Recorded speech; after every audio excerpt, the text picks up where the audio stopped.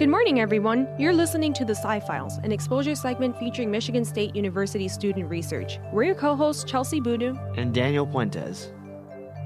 Today we're here with Vanessa García Polanco. Vanessa, can you please introduce yourself? Sure. My name is Vanessa García Polanco. 2 last names, no hyphen, 2 separate words. That's really important to me.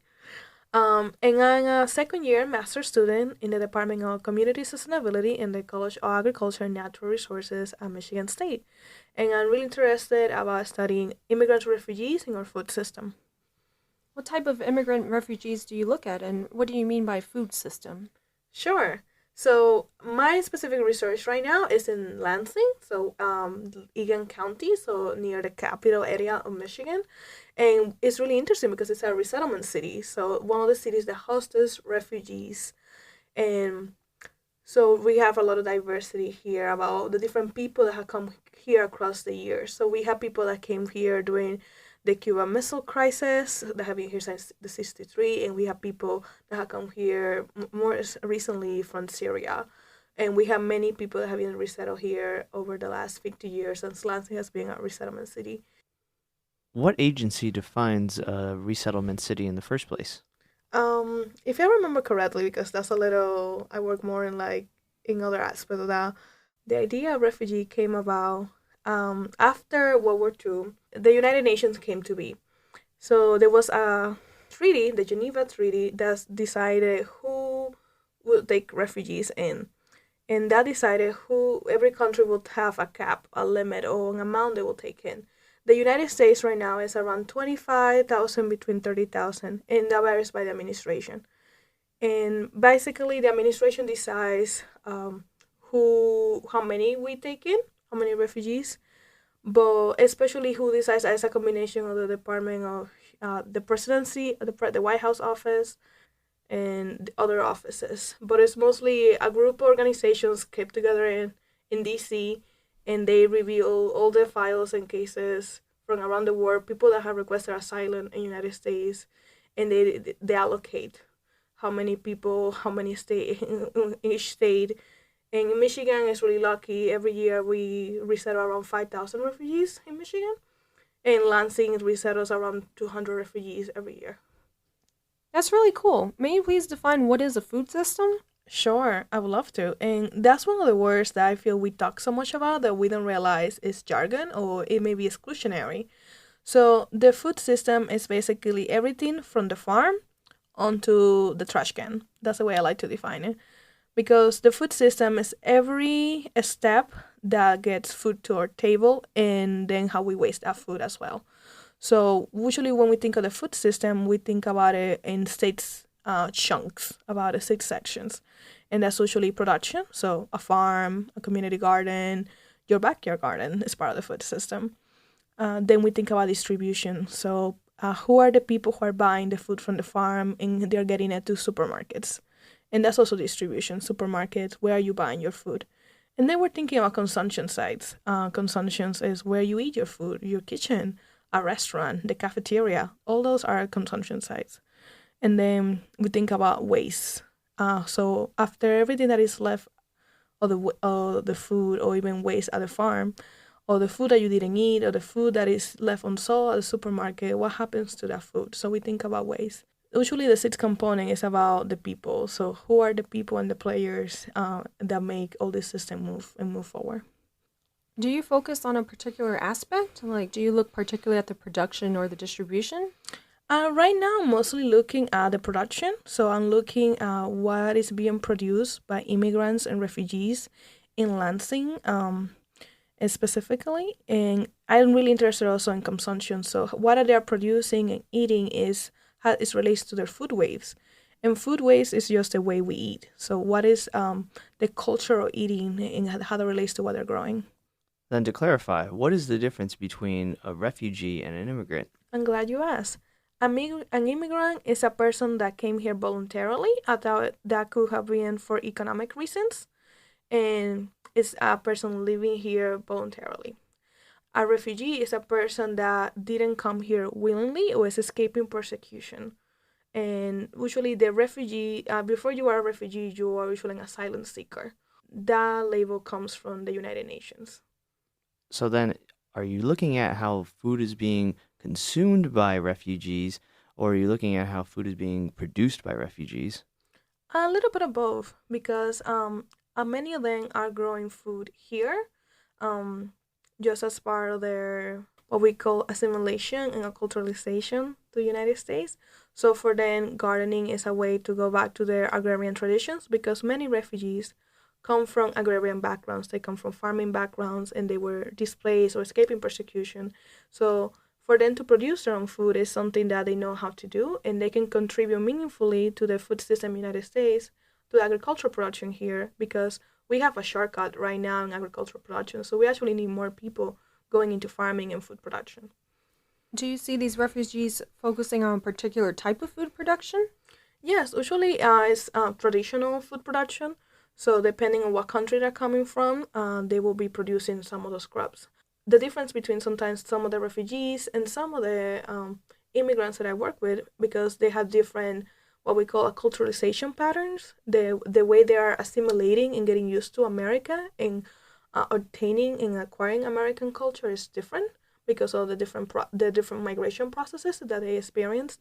Is that sometimes immigrants will have a production that is more American, we will say. So they will be growing more American crops, but they will also be growing traditional crops.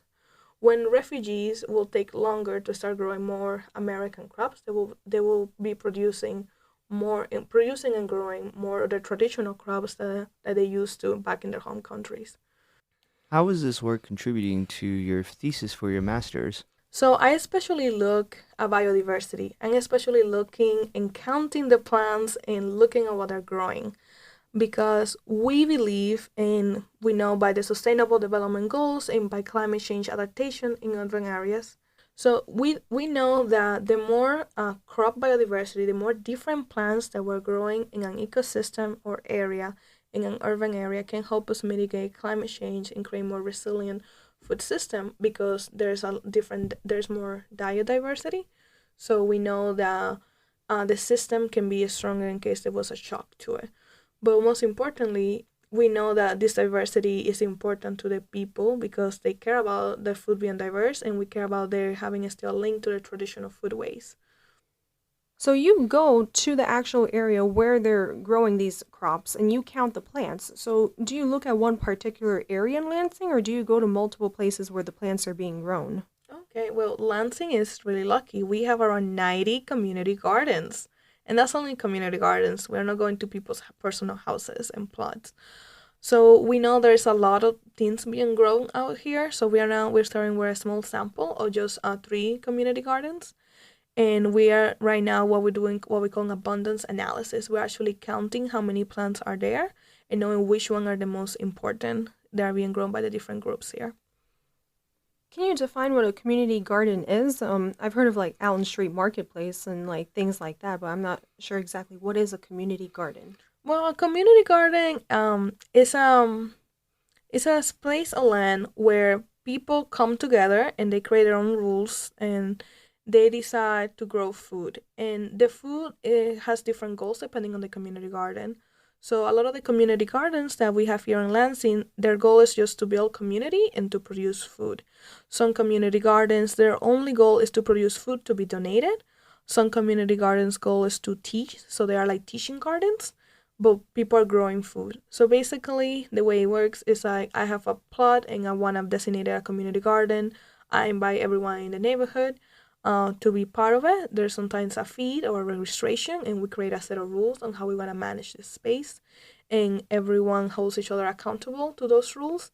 And everyone is producing their own food because maybe they need more space to produce food. They may not have a space at home, or they may be experiencing hunger or food insecurity, and they don't have enough food. So this is a way for them also to build community. Most of the research we know now is that community gardens are about building community and they're a part of the food system that is more about social cohesion and us connecting with people, connecting with our neighborhoods and building community through food. It sounds like garden communities are a big part of the Lansing area. Do refugees prefer to purchase food from like a local grocery, or are they made for the most part participating with these community garden programs? It's a little bit of both. Out of the 90 community gardens, only 9 are serving especially refugees. But it's really interesting because sometimes they're growing things that you can buy at the store, but they still prefer to grow it themselves, and it's because they are aware of like things like organic and agricultural practices, and they're aware of healthy eating in ways that we don't think they are. So we need to think about them as individuals that also can make their own food choices. Not completely different people than us. So they are producing their own food. They go to their ethnic markets. They go to the supermarket. And they're as a normal person will go. They will get their food from different locations. Since refugees come from all over the world, how do they adapt to different types of foods that they would be exposed to here in the Lansing area? Because I could imagine people, like you had mentioned, if they come from Syria, Mhm. the climate isn't the same whenever they're growing their food. So how do they overcome that? Many times it's trial and error. Many times we tell them that's not gonna grow here, that's not gonna grow here, but they still try, and that's commendable because they still wanna defy the elements and their new weather conditions here. Um, but many times it's a process, and we are actually also tracking what are the foods in the garden that are being shared the most by which groups, and that's something really exciting that we're looking towards finding, and we'll know more at the end of the season because we want to know if I'm an African gardener from X African country, am I growing a lot of this to share with my community members? Or am I growing other things to because I just want to know for my personal family consumption? So we know there's a lot of sharing happening, and we want to document that because we, as I told you before, it's all about community, but it's also how the community can support you to get the foods that you want and they're culturally appropriate and important to your diet.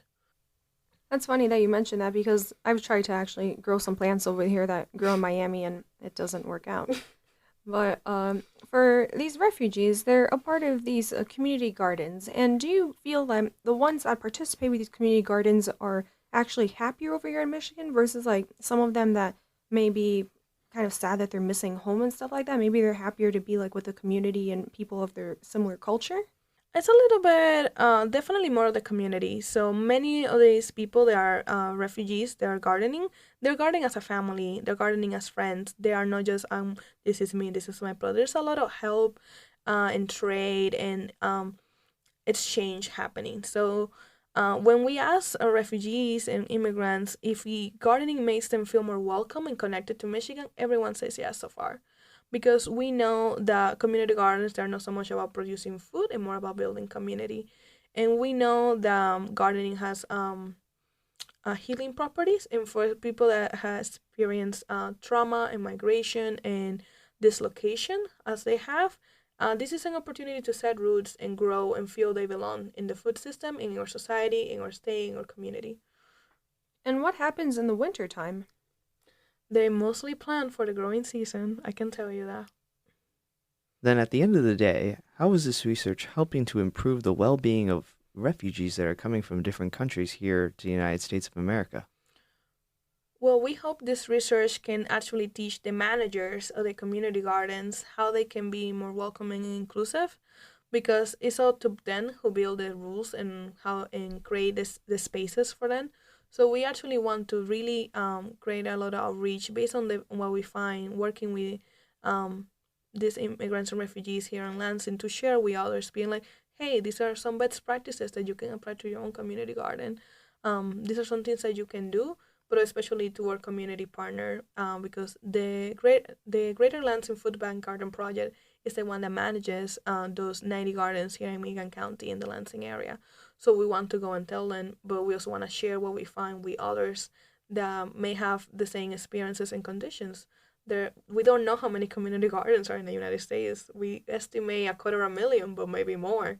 So, and we know that 13% of the population is born in another country that is either immigrant, refugee. So we know this research can impact those as well. What are some cool things that you've seen people plant that aren't native to Michigan? I've seen a lot of greens, and it's not so much about what I see, it's more about the way that it's being used. I think that's for me, that's more fascinating. So last week I had a cheese dip made with pumpkin leaves that it was made by a Malawian immigrant to share in a potluck. And we all know pumpkin, we eat the pumpkin, but we don't eat pumpkin leaves. So for me to see how the other cultures use the same parts of the plants is really exciting, and especially as we're talking about maybe preventing food waste or thinking more about creative ways to eat the same plant. I think that's when we can learn a lot of us. We can learn a lot from them as well. Is there a particular reason why refugees haven't tried to, instead of participating in a local garden, maybe create a restaurant that serves the same kind of ethnic food that they would serve to help also bridge this sense of community in the Lansing area? We don't have any case study for that here in Lansing, but we do know that immigrants as a whole, they have what we call higher entrepreneurship rates. So they are most likely to open a business. And many times that business is food related. Things like an ethnic market, a bodega, a restaurant. And the actual, when we have a few restaurants run by immigrants and refugees here in Lansing, and but they are not growing produce that is coming from the garden, mostly because the community gardens are not allowed to sell. And we do have a few immigrant and refugee farmers, but maybe the supply is now being connected to those restaurants. If they're not allowed to sell the food, how do they pay for the land? Like, are they allowed to sell these foods at farmers markets or anything like that? Or are they strictly off of donations? No, because there is a managing agency, the Garden Project, the Greater Lansing Food Bank Garden Project, and they are the ones that usually have the lease of the land or the ownership of the land. So they are the managing agency, and but every community garden sets the rules about how they want to manage that. And because the goal is to fight food insecurities, to prevent hunger, to make sure people have food, they don't see selling that food as a market possibility. So every most of the time, every food that is extra that is not being consumed by the people in the gardens gets donated to food pantries, soup kitchens, and others. You mentioned the term culturally appropriate food earlier. What does that mean? There are different ways to describe it. Some people prefer culturally rooting or familiar foods or traditional food. So culturally appropriate food varies by person, and varies by ethnic group, and varies by immigrant or refugee. So what is culturally appropriate for a Mexican immigrant is not culturally appropriate for an Italian immigrant. So mostly it's about finding and having access to the food that are traditional to your diet and your way of eating back in where you are in your community. Thank you for that description. Now, more importantly, what motivated you to pursue this research in the first place? Well, I'm an immigrant myself. I migrated 8 years ago from the Dominican Republic as a teenager, and I was just surprised. Like, um, everything around me changed, but the way and the culture around eating and the way we're eating didn't change as a family in my community. But slowly, all what we call a culturalization started happening. So I started eating French fries and chicken nuggets and drinking coffee for lunches. Thank you, American school meal system. So I started thinking a lot about where is this food coming from? Why am I eating this way? I'm not eating the way I used to. And also, I came from a really agrarian town where I knew where a lot of my food was coming from. I knew who owned the farms. I knew I could see everything where it was coming from directly from the farmers. And here, you just go to the supermarket and to the store, and you don't know who grows your corn and things like that. So that's when I started really asking questions about what is the food system, where is my food coming from, and why am I eating this way? And I think that's a question we don't ask a lot, and I wish more people ask that, regardless if you're an immigrant, refugee, or who you are. I think that's really interesting. I'm constantly always wondering what am I eating and where is it from, and that's why I like to go to farmers markets and to the community gardens. Did you first come all the way to Michigan, or did you go elsewhere in America beforehand? Yes, I when I first migrated, I migrated to Rhode Island. That little smaller state between Connecticut and Massachusetts. And Dominicans are the largest Hispanic minority there. So there were around 25,000 Dominicans. And when I arrived, I felt what we call culturally comfortable. Like there were bodegas, there were ethnic markets. I could literally find almost anything that I wanted. So it was really easy for me to keep my foodways. And I'm thinking about many other immigrants that may arrive to Lansing, Michigan, and they don't know where to find those traditional foods. So actually, when I moved to Michigan 1 year ago, I literally emailed everyone that I knew asking, "Do you know where to buy plantains?" And no one knew. And I was like terrified, like, "Mom, I'm gonna be able to eat plantains." And plantains are really core diet for Dominicans. We people call jokes that we are platinum power people because we love eating plantains. And on my second day here in Michigan, I went to Horrocks supermarket in Lansing, and I found plantains, and I knew everything would be okay. And just having little things like that knowing that food can remind you of home, that food can bring you comfort, and that food can remind you who you are meant to be, are really important for immigrants like me. Yeah, I agree with what you're saying. A lot of people tell me like to get the best platanos around over here, you have to go all the way to Chicago, and then in Detroit, a lot of people go over there for a lot of like the ethnic foods that they're looking for. But it's kind of sad that you have to drive at least like an hour to go get the food that you want. Yeah. And actually, one of the projects that I'm working this fall with a group of students in the horticulture department is that we're gonna be doing an inventory of all the ethnic restaurants, ethnic markets, and ethnic farms in the area. So future refugees and current immigrant refugees know where to find them. Oh, it's cool. So you have like a resource database for people then, like whenever they move over here. Yes, exactly. And I was really lucky. I was able to create one for Providence, Rhode Island, and we found there were over 110 ethnic markets, and that's really huge for a state like Rhode Island. That's really cool. Like, do you do that on a website or like on a spreadsheet that you can just share? You can find that in my website. It's vanessagarciapolanco.com. And finally, what is it like attending graduate school as an immigrant? It's really interesting because I no one really knows where to put me. I'm labeled as a domestic student, but I spend more time with the international students because that's why I feel more culturally comfortable. But there are challenges, especially language being mine. Even after 8 years here, my writing, grammar, and pronunciation are still not perfect, and I just have to embrace that that's part of my identity and everything that I do. And I think it's just reaffirming belonging.